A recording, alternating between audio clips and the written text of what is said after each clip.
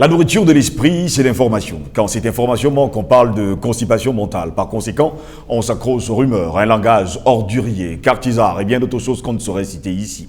Mesdames, Messieurs, bonjour. Très heureux de vous retrouver sur notre chaîne de télévision Panafricaniste TV. Et comme à notre habitude, nous allons continuer à décrypter, à analyser en profondeur l'actualité. D'ailleurs, le sujet que nous mettons sur la table au cours de cette autre journée présidentielle française, le racisme s'invite dans la campagne, la diaspora africaine anti-migrants. Nous nous interrogeons au cours de cette journée. Pour nous accompagner, justement, le président Bandakani est avec nous ce matin encore. Président Bandakani, bonjour, bienvenue à vous. Bienvenue, mon cher Jocelyn Gos. J'espère que vous allez très bien. Tout va pour le mieux dans le meilleur des mondes. Très heureux de vous retrouver dans le cadre de cette chaîne de télévision, Panafricaniste TV, qui a commencé son long chemin et qui sera tout aussi glorieux comme les chemins que nous avons eu à initier à divers endroits. Je suis d'autant plus heureux parce que pour moi, c'est un nouveau cap, n'est-ce pas, dans le combat que nous menons depuis très longtemps. Nous donnons des coups à l'ennemi, il nous en donne aussi. Normal. Voilà, on en a reçu quelques-uns, en particulier le coup de celui que j'appelle le petit ambassadeur français, qui allait manœuvrer, n'est-ce pas, autour du PDG de DBS pour mettre fin à notre émission. Il faut que le monde entier le sache. Partout où j'aurai une occasion de m'exprimer, j'utiliserai cette tribune pour dénoncer ça, pour dire que voilà le travail des petits ambassadeurs français au Cameroun. Mais chaque fois, le panafricanisme, quand vous lui donnez un coup de poing, il devient plus fort. Surtout celui de ce temps-ci du XXIe siècle. Plus on nous donne des coups, plus nous sommes très forts. Vous n'avez qu'à voir l'évolution du monde. C'est le mouvement panafricaniste qui a anticipé surtout ce mouvement-là, n'est-ce pas, au niveau de la prise en charge intellectuelle, au niveau de la géopolitique, au niveau de l'animation thématique, n'est-ce pas, de toute la dynamique géopolitique qui est en train d'embraser le monde aujourd'hui. Donc nous sourions devant les gesticulations, n'est-ce pas, de la France à travers son ambassadeur au Cameroun, et comme on dit à quelqu'un, en avant. En avant, très heureux de vous avoir, président Bandakani. Vous savez, dans un combat, on reçoit des coups, mais il faut également en donner de temps en temps. Il y a des coups qui rendent très fort, qui rendent plus fort. Voilà. Présidentielle française, le racisme s'invite dans la campagne, la diaspora africaine anti-migrants. Ces derniers jours, on parle de la campagne électorale. D'ailleurs, c'est le second tour du côté de la France. Et apparemment, il y a un jeune homme noir, africain, qui a fait une sortie encore quelques semaines aujourd'hui pour demander justement que la France mette, on va le dire comme ça, dehors, hors d'état de nuire, tous les Africains parce qu'on leur a tout donné. Vous, votre réaction? Celui que vous appelez jeune homme noir, vous avez raison de ne pas citer son nom, s'inscrit dans une dynamique qui est bien organisée par des réseaux racistes français, consistant à mettre en avant des figures noires, n'est-ce pas, pour porter un discours anti-africain, pour justifier les théories racistes, racialistes, n'est-ce pas, en Europe en général et en France, consistant à répéter les anciennes sur l'inhumanité du noir, son incapacité à entrer dans l'histoire, à faire l'histoire, le fait que la colonisation était une chance pour nous, on n'a pas été à mesure, on n'a pas été à la hauteur de la colonisation et de ses bienfaits, on n'a pas été à la hauteur de l'esclavage et de ses bienfaits. Il y a toute cette thèse révisionniste, n'est-ce pas, inacceptable, que la France veut promouvoir, pour ne parler que de la France, veut promouvoir pour casser le mouvement panafricaniste, pour prendre le relais du mouvement panafricaniste. Mais comme les Français, entre guillemets, on ne veut pas assumer ça, n'est-ce pas, en tant que tel, on va chercher de la négraille, n'est-ce pas, pour mettre en avant et porter ce discours. Donc, en dehors de ce jeune homme-là et de cette fillette-là, vous savez de qui je parle, il y en a d'autres, n'est-ce pas, qui vont sortir, il y en a d'autres, c'est tout un travail, c'est un construit, c'est un travail. Au-delà de ça, il y a que un système, quand il est bien tenu, produit les agents, n'est-ce pas, qui vont le promouvoir. C'est quasi mécanique. Je veux dire qu'au-delà de ces deux espèces-là que nous avons citées, il ne faut pas être surpris que le système français produise des personnes noires qui vont jouer aux Français plus que les Français de souche. Ils vont jouer aux Français, n'est-ce pas, ils vont considérer qu'ils sont Français et que, bref, ils ne sont plus africains. Leur peau, c'est un accident. puisque vous avez suivi ceux qui ont suivi le débat hier, il y a cette chanson de l'impérialisme français consistant à présenter la France comme la patrie des Lumières, de la pensée, la patrie universaliste, n'est-ce pas, qui a dépassé, n'est-ce pas, la race et qui est dans le domaine de l'esprit et de ce fait embrasser, n'est-ce pas, les enjeux de l'espèce humaine. Vous avez suivi le petit raciste fanfaron là qui, hier sur le plateau, a joué à ce jeu. Donc, vous aurez des Africains noirs qui, n'est-ce pas, vont croire à ça, vont assumer ce discours et se comporter comme Français. On n'a pas de s'y prendre. Mais ça permet de poser sur la table la situation, entre guillemets, la diaspora africaine en France. Il y a plusieurs, maintenant on va dire, il y a les diasporas africaines.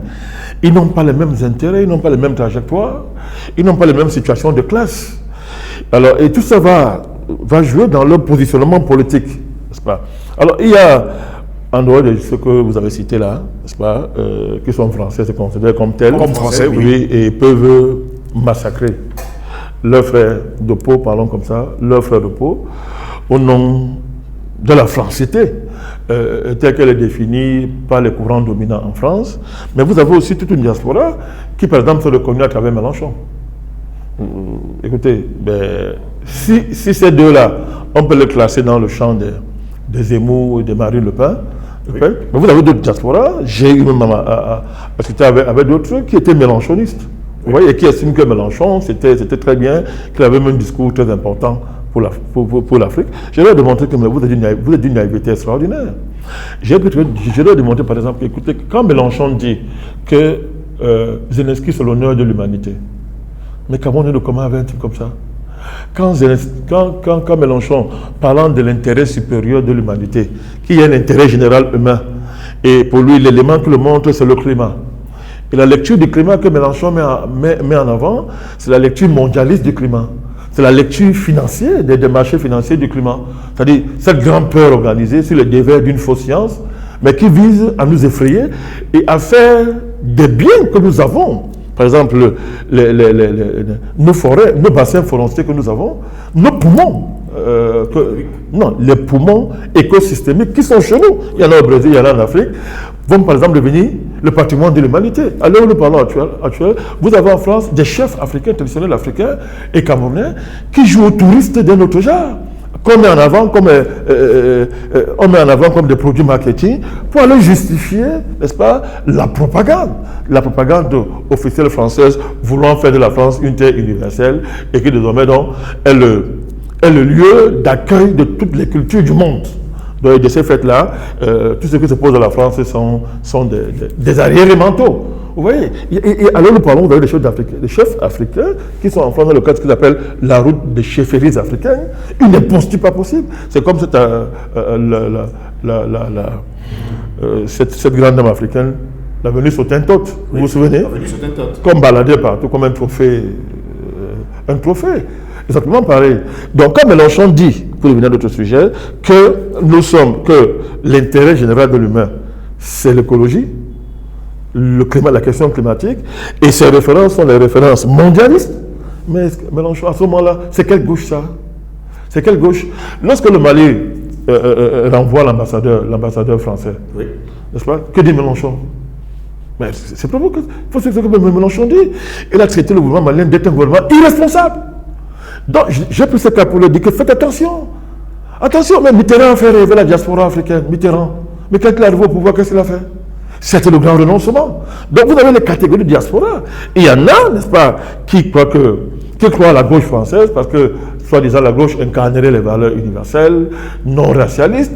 Vous avez la diaspora qui est dans la logique de Marine Le Pen, de M. Zemmour, qui estiment qu'ils sont français, ils ont des droits en France. Hein. Même les Claudiciens sont dans cette dynamique-là. Oui. Et les autres, vous avez d'autres diasporas qui appartiennent à des catégories un peu supérieures, qui estiment que non, ils sont mondialistes, que le monde est notre planète, le monde est devenu un village, n'est-ce pas?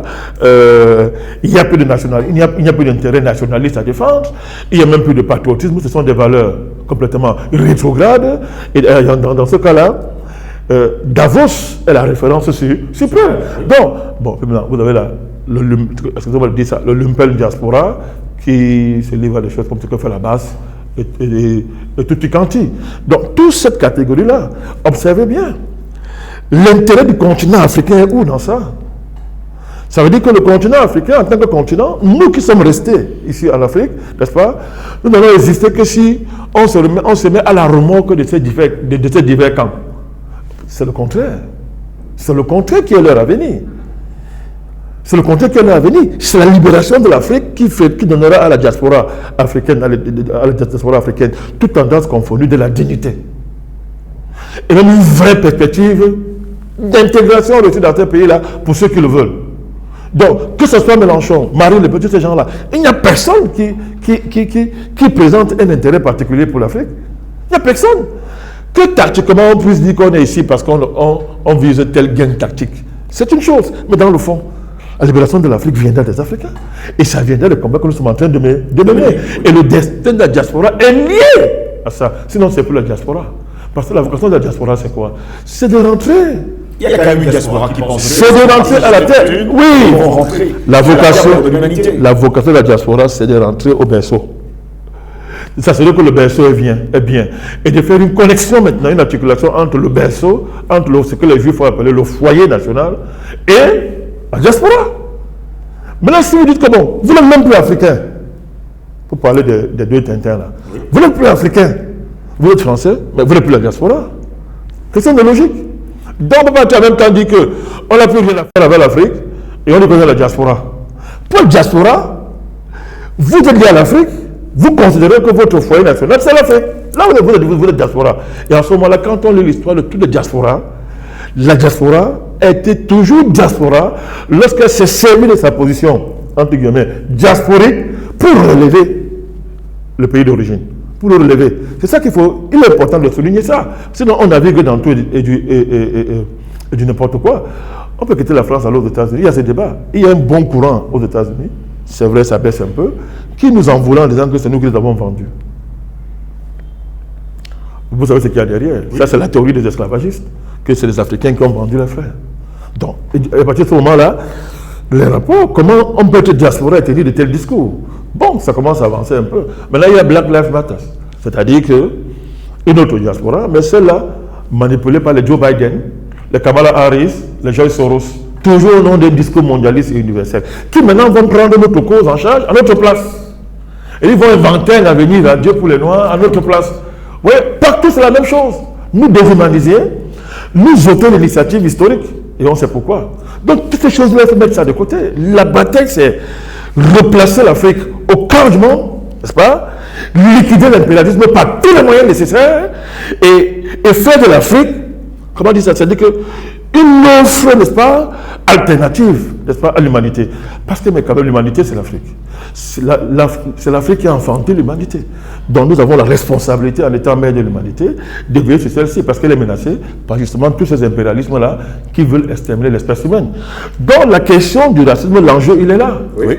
L'enjeu, il est là, mon cher gosse. Moi, je refuse d'être le relais des batailles d'Africains qui sont à l'étranger et qui estiment que, le fait d'être à l'étranger les rend supérieurs à ceux qui sont restés. Deux, moi j'existe parce que ils doivent être bien là-bas. Et que les combats que nous menons doivent être. Nous devons peut-être relayer les combats qu'ils mènent là-bas. Et du coup, ils peuvent nous fixer le chemin à suivre.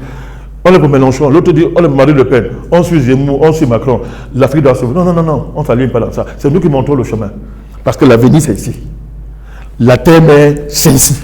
L'avenir c'est ici. Mais les choses doivent être claires. Oui. Pour moi, tel est l'enjeu. Maintenant, l'autre enjeu du racisme dans la campagne, c'est qu'il révèle une fois de plus la structure de l'État français et les fondements cachés de la nation française. Je parle bien de l'État, de la nation. Parce que souvent on nous dit, écoutez, il faut faire la différence entre le peuple français et l'État français. Oui. Au niveau des pratiques d'État, oui. Mais quand au niveau de la philosophie politique, on se rend compte que dans une campagne comme celle-ci, on peut être condamné en justice pour propos racistes et être un candidat normal. Quand on se rend compte qu'on a banalisé en France la haine, la défiance de l'humanité de l'autre, et que ça passe au niveau d'une, mais c'est devenu aujourd'hui, ce qu'on appelle extrême droite en France. Oui. Sa force, c'est quoi? Ce n'est pas la désignation de l'étranger comme étant le bouc émissaire. Si le problème de la France vient de l'étranger. C'est ça le discours qu'on sans le prendre dans mon compte les thèses, ce qu'ils appellent extrême droite. Parce que dans le contexte français, quand Macron dit extrême droite, je sais ce qu'il met dedans, mais lui, il est extrême quoi? Lui, il est extrême quoi? Il n'y a plus extrême que M. Macron, mais peu importe. Mais l'extrême droite, si on reprend leur langage, son discours, c'est quoi? Qu'est-ce qui fait sa force si ce n'est pas la haine de l'autre, la négation de son humanité? La négation de la dette que l'Occident doit au reste du monde en général, et en particulier au continent africain. Et que cette dette-là a construit l'Occident à tout point de vue, à tout point de vue. Et ça peut se compter sur au moins 5 000, 10 000 ans, et même plus. C'est-à-dire de manière ininterrompue. C'est une dette à tout point de vue. Sur le plan anthropologique, sur le plan culturel, sur le plan humain, sur le plan des humanités, sur le plan de l'économie, sur le plan de la science. Ils continuent à nous devoir jusqu'à aujourd'hui. Mais ils nient ça, on nie les faits. Et maintenant, après, on nie notre humanité pour justifier un langage dégradant à tout point de vue qui devient un discours politique. Là, c'est la nation française qui est interpellée. Parce que ce courant politique-là, on voit en France comment l'impact qu'ils ont. Et dans le dispositif même juridique, la guerre contre l'immigration, je dis c'est la guerre contre l'immigration. Quand on voit le dispositif juridique, mais toute la classe politique française se partage ça. Se partage ça. Même les communistes, entre guillemets, même les extrêmes gauches, tous sont dans ça. Ils estiment ça. Quand vous regardez les politiques dites anti-migratoires en France, mais c'est supportable, ça s'étable ça. Dans ça, où est le moindre respect des droits de l'homme? Où est le moindre respect des droits de l'homme? Dans ça. C'est où? C'est cela qu'il s'agit. C'est-à-dire que lorsque je suivais Marine Le Pen hier, qui parle de préférence nationale, ok, c'est bien beau, mais est-ce qu'on mesure les conséquences? C'est-à-dire que si on dit préférence nationale en France, ok, c'est très bien, mais quand nous les Africains aussi on va dire préférence nationale, on nous dira mondialisation, on nous parlera d'interconnexion, d'interdépendance des peuples et des économies, d'intégration économique, mais quand elle dit ça, ça paraît normal, n'est-ce pas? Elle n'est pas la seule d'ailleurs à le dire. Donc cette escroquerie-là, aujourd'hui apparaît à la face de tout le monde, de tout le monde entier. Et on voit très bien que c'est quelque chose de culturel. De culturel aujourd'hui, pas seulement à l'État français, mais aux Français. Le discours sur le grand remplacement, pourquoi ça marche? Que ce soit repris par la droite, la gauche, ou une partie de la gauche, l'extrême droite et l'extrême gauche, ça veut dire pour le grand remplacement. C'est quoi? C'est le péril que représenteraient, n'est-ce pas, les immigrés au niveau démographique et racial, qui vont submerger, avaler, n'est-ce pas, les autochtones, entre guillemets, français, si on parle de la France, par leur présence et leur capacité à se multiplier de manière incontrôlée. Et tout ça au profit, en pillant les caisses de la sécurité sociale en France. Puisque quand on parle de fraudeurs, on parle à qui? Quand on parle de fraudeurs, mais on désigne d'abord les Noirs. Disons, les noms... Vous avez toujours parlé d'un problème de peau. Parce qu'à un moment donné, il faut quand même se questionner sur ces personnes qui sont noires, mais qui malheureusement à l'intérieur sont blancs. C'est culturel. Oui, c'est évidemment un problème culturel. Quand on convoque, entre guillemets, de tout le temps, les racines judéo-chrétiennes de la France, pour faire de ça l'élément fondamental de la France, est-ce qu'on est toujours là dans l'universalisme? Non. Est-ce qu'on peut assumer ça? Mais on me l'a dit que non, c'est un courant minoritaire en France, ou bien c'est les partis d'extrême droite. Ça ne veut rien dire. Ça ne veut rien dire. L'extrême droite, s'il faut qualifier ça comme ça, c'est pas seulement au niveau du discours politique, mais dans la pratique même des relations internationales, dans la pratique des rapports entre pays, il n'y a pas d'extrême droite. Le comportement de l'État français en Afrique, c'est quoi? C'est quoi? Mais dire que c'est l'extrême droite, on est même gentil. C'est de la criminalité pure et simple. C'est de la barbarie pure et simple. Donc vous voyez tous ces visages, n'est-ce pas, du racisme en France, dépassent désormais le cadre de l'État pour devenir culturel. À partir de ce moment-là, j'ai dit, c'est devenu un problème. On se pose la question si l'idée d'un pays comme la France, l'idée culturelle, l'idée philosophico-culturelle qui fonde un pays comme la France, ben, est-ce que ce n'est pas là où il faut aller questionner les ressorts, cette profondeur, n'est-ce pas, de la haine de l'autre, du racisme en particulier, et du racisme anti-noir. Que dire maintenant justement à cette diaspora pour sortir de cet entretien? Ben, écoutez, moi je ne suis pas un rêveur. Je ne crois pas trop. Je crois que les évolutions historiques, les évolutions économiques, les changements géopolitiques travaillent les mentalités des gens. Je ne suis pas un prédicateur. Je ne suis pas un prédicateur. Dans la géopolitique, je ne suis pas un prédicateur. Je ne crois pas à la force de la prédication en géopolitique. Je pense que quand on est pasteur, ça passe mieux. Donc, je pense que les événements vont les amener à comprendre. Les événements amèneront une bonne partie de la diaspora à ouvrir les yeux. Ils n'ont pas d'avenir. Aucune diaspora africaine n'aura d'avenir tant que le continent, la mère patrie, est dans l'état où elle est. Ça, c'est le principe de base.